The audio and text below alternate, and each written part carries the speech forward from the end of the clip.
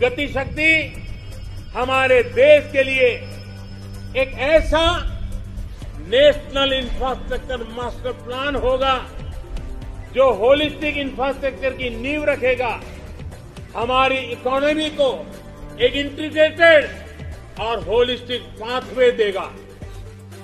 हिमालय से भी बुलंद हो रही है अब भारत की हस्ती, देश को आत्मनिर्भर बनाएगी गति शक्ति, गति शक्ति, गति शक्ति। ट्रांसपोर्ट के साधनों में आएगा तालमेल, जागेगी सामूहिकता की शक्ति। देश में लाने को खुशहाली, हर साइलो को तोड़ेगी गति शक्ति। लोकल मैन्युफैक्चरर्स को ग्लोबली कॉम्पिटिटिव बनाएगी गति शक्ति। ट्रैवल टाइम में कमी के साथ देश की प्रोडक्टिविटी बढ़ाएगी गति शक्ति। लाखों नौजवानों को मिलेगा रोजगार, खुशियों की रफ्तार अब नहीं रुक सकती। सुनहरे भविष्य के रास्ते में बाधाएं अब ज्यादा दिन तक नहीं रह सकती।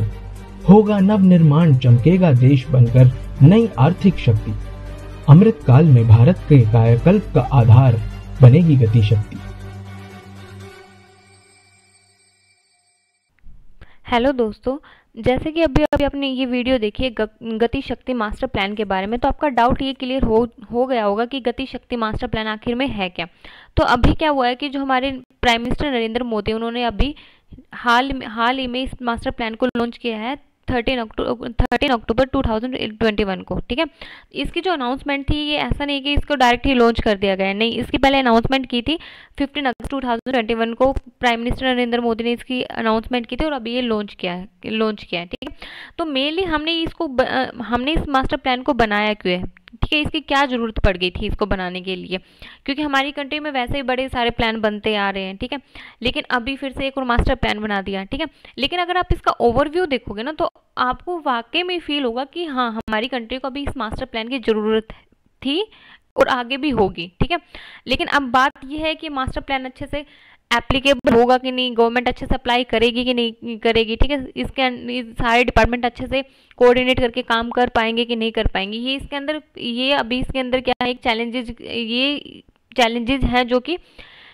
हमारी गवर्नमेंट को कवर अप करने पड़ेंगे, क्योंकि बिना इन चैलेंजेस के ये जो मास्टर प्लान है ये सक्सेसफुल हो ही नहीं सकता। ठीक है, तो ये कुछ चैलेंजेस हैं जो देखने पड़ेंगे हमें। ठीक है, लेकिन अभी हम समझ लेंगे कि ये मास्टर प्लान आखिर में है क्या। ठीक है, वीडियो की हेल्प से आपको इतना तो क्लियर हो गया होगा कि क्या है कोऑर्डिनेट का हम यहाँ पे काम करेंगे। ठीक है, चीज़ों को कोऑर्डिनेट करने का काम करेंगे। तो अभी हाल फिलहाल में क्या हुआ है कि जो हमारे प्राइम मिनिस्टर नरेंद्र मोदी, उन्होंने ये जो गति शक्ति मास्टर प्लान है इसको लॉन्च किया है। ठीक है, उन्होंने मतलब ये बताया कि हम जो गवर्नमेंट है वो क्या करती है, मैक्रो प्लानिंग तो कर लेती है, लेकिन इम्प्लीमेंटेशन में माइक्रो इमेजिनेशन लेके चलती है। ठीक है, मतलब बहुत बड़ी बड़ी प्लानिंग हो जाती है, लेकिन तब उसको अप्लाई करने की बात आती है तो बहुत छोटे तौर पर उसको अप्लाई करती है। ठीक है, और काफ़ी सारी चीज़ें हो जाती है कि जैसे मान लो हम कोई भी काम स्टार्ट कर रहे हैं। ठीक है, तो कोई आके अपना कुछ व्यू दे रहा है, कोई आके अपना कोई कुछ और व्यू दे रहा है। ठीक है, तो वहाँ पे क्या हो जाती है, एंटेंगलमेंट हो जाती है, मतलब उलझने बढ़ जाती हैं। तो उन उलझनों से पीछा छुड़ाने के लिए, उन उलझनों को कम करने के लिए ये गति शक्ति मास्टर प्लान लाया गया है। ठीक है, जिसके अंदर क्या होगा कि हमारी 16+ मिनिस्ट्रीज को ऐड किया गया है। ठीक है, 16+ मिनिस्ट्रीज को ऐड किया गया, मतलब ये सारी क्या है कि सारी की सारी मिनिस्ट्रीज अब एक सेंट्रलाइज पोर्टल पर काम करेंगी। ठीक है, मतलब अब क्या होगा कि ऐसा नहीं होगा कि रेलवे मिनिस्ट्री कुछ काम कर रही है तो हमारी रोड मिनिस्ट्री को नहीं पता। ठीक है, एविएशन वाली मिनिस्ट्री कुछ काम कर रही है तो हमारी पोर्ट वाली जो मिनिस्ट्री है उसको कुछ नहीं पता। ठीक है, मतलब क्या करेंगे, अब जो भी हमारी ओवरऑल हमारी इंडिया के अंदर जितना भी काम होगा वो हर किसी की निगरानी में रह के काम होगा। ठीक है, और ये काम जरूरी भी है, क्योंकि मेनली इसको स्टार्ट करने का मतलब क्या था।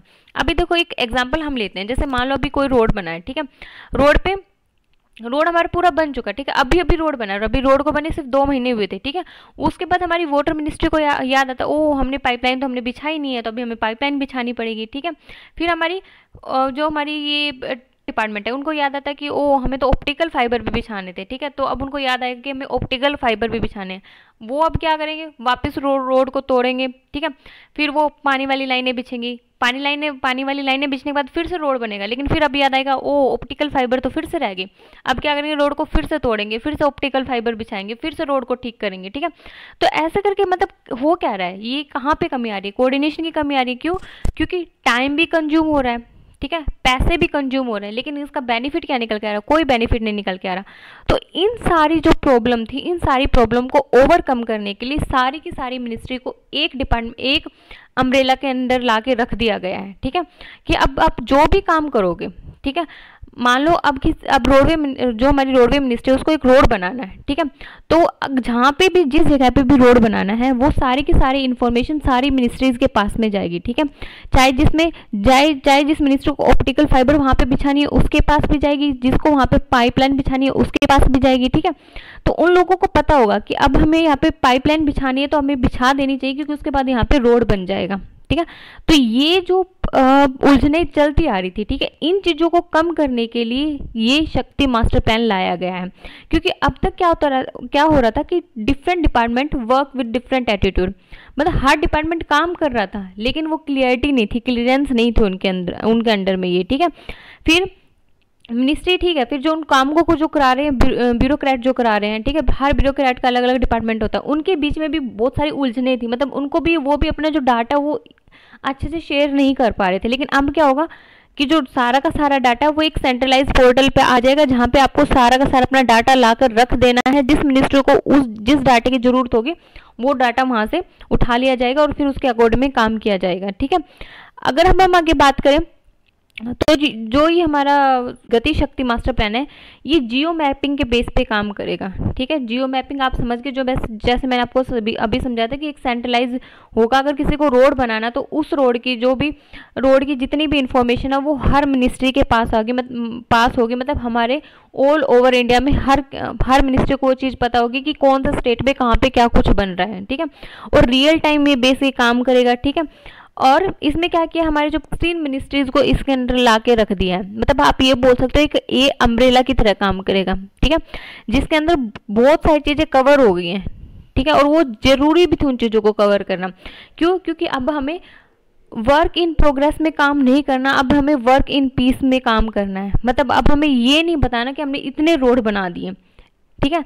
अब क्या होता है कि हमारी मिनिस्ट्री बता देती कि हमने इतने किलोमीटर के रोड बना दिए, लेकिन ये कोई नहीं बताता कि उतने किलोमीटर रोड फिर हमें तोड़ने भी पड़ रहे हैं। क्यों? क्योंकि हमें उनके नीचे का काम अभी बाकी है, कहीं पर हमें सीवर की लाइन बिछानी है, ठीक है, हमें कहीं पानी की लाइनें बिछानी है, ठीक है।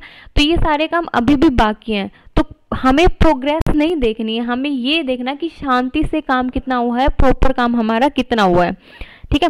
ये सारी इन्फॉर्मेशन आपको इन स्लाइड्स में मिल जाएंगी। स्लाइड्स आपको टेलीग्राम के चैनल पर मिल जाएंगी इजीली, तो आप वहाँ से लेके बड़ी इनको रीड आउट कर लेना। इनमें ऐसा कुछ नॉर्मल सी लैंग्वेज में सब कुछ लिखा हुआ है जो आप एक बार पढ़ने से भी आप समझ जाओगे। लेकिन जो मेनली ये गति शक्ति प्लान क्या कहना चाहता है, ये गति शक्ति जो हमारा मास्टर प्लान है ये क्या कहना चाहता है, इसके डाउट को सिर्फ क्लियर कर लेना, ठीक है। उसके बाद हमारा क्या होता है कि अब जैसे इस जो गति शक्ति प्लान है, अभी क्या हुआ था कि जो हमारी रेलवे मिनिस्ट्री थी उसने क्या किया था, एक कॉमन ड्राइंग अप्रूवल तैयार किया था, ठीक है। क्योंकि पहले क्या होता था कि हमें कोई भी हमें रेलवे के लिए कुछ काम करना है, ठीक है, हमें कोई नई पटरी बनाना, कुछ भी करना, तो हमें 6 महीने लग जाते थे अप्रूवल के लिए। लेकिन अब क्या किया, कॉमन ड्राइंग अप्रूवल बना दे जिसके अंदर हमारा वो काम 2-3 महीने के अंदर में कवर हो जाता है, ठीक है। सेम ऐसे एनवायरनमेंट के लिए था, क्योंकि हमें पहले 2-2 साल लग जाते थे एनवायरनमेंट की क्लियरेंस लेने के लिए, लेकिन अब क्या है 2 से 3 महीने में क्लियरेंस हमें मिल जाया करेगी इस प्लान के अंडर में, ठीक है। फिर इसमें कुछ टारगेट है, यही टारगेट है कि हमें 2024 से 2025 तक हमें क्या क्या कवर अप करना है, ठीक है। हमें इंडस्ट्रियल कॉरिडोर में क्या काम करना है, ठीक है, हमें फिर जो हमारा रोड ट्रांसपोर्ट है उसमें क्या काम करना है, हमें अपनी रेलवेज में क्या काम करना है, सिविल एविएशन में क्या काम करना है, शिपिंग में क्या काम करना है, गैस पाइपलाइन में क्या काम करना है, और हमारा जो टोटल जो ट्रांसमिशन नेटवर्क है उसमें क्या, जो हमारा रिन्यूएबल एनर्जी से रिलेटेड है उसमें क्या काम करना है। तो ये टारगेट है, ये आपको पीडीएफ में सब कुछ मिल जाएगा। लेकिन आप सिर्फ इतना ये याद रखना कि जो पीएम गति शक्ति मास्टर प्लान है वो है क्या, वो मतलब एक तरह से आपको मैं एक बार फिर से रिवाइज करा देती हूँ। ये एक तरह से अम्ब्रेला की तरह काम कर रहा है जिसमें सारी मिनिस्ट्रीज आके काम करेंगी, ठीक है, और सारी मिनिस्ट्रीज आके काम करेंगी तो जो काम है वो बड़ा एफिशिएंटली होगा, ठीक है, क्लियरेंस आएगी, ट्रांसपेरेंसी आएगी, ठीक है।